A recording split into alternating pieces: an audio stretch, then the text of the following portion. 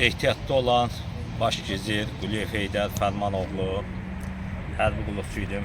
1992-ci ilin yanvar ayının 3-dən aşağı Cibildə, Qubaddan aşağı Cibildə döyüşlərimiz başlayıb.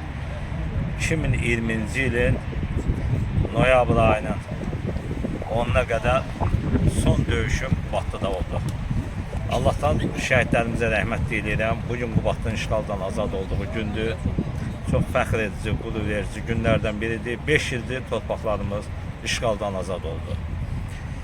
Belə ki, 92-ci illərdə, 93-94-cü illərdə döyüşlərimiz oldu. Qubadlı, Ağdam, Füzuli, Qubaddan öz yaradıcılığı olan hərbi hissəni yaradanlardan milli qəhrəmanımız Əliyar Əliyev və yaşayan Dağbəy komandirimiz.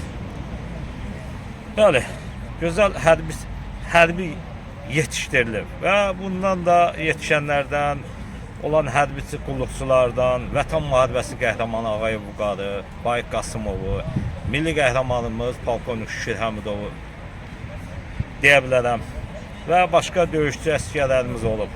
Məsələn, yaşayanlardan, Biyərzikəndən Məmmədov Maili deyə bilərəm. Sadiq Paşayev, Polkovnik Sadiq Paşayev 44 günlük müharibədə də döyüşdə bir yerdə olduq. Necə deyim, çox qürur verici gündür bugün, fəxr edici gündür bugün. Allah şəhidlərimizə, yenə deyirəm, rəhmət eləsin, məkanları cənnət olsun. Mən də artıq ehtiyatlı olmağıma baxmayaraq, yenə də vətənimin, torpağımın hər bir dəqiqə, hər bir saniyə göstəriş əmr verilsə, döyüşə getməyə hazıram. Yerdə qalan torpaqlarımızı, yəni bizim Qafan, Coruz, o zamanlar bizim idi. Göyçə mahalı bizim idi. Yəni azad etməyə hazıram. Çox sağ olun, minnətdaram.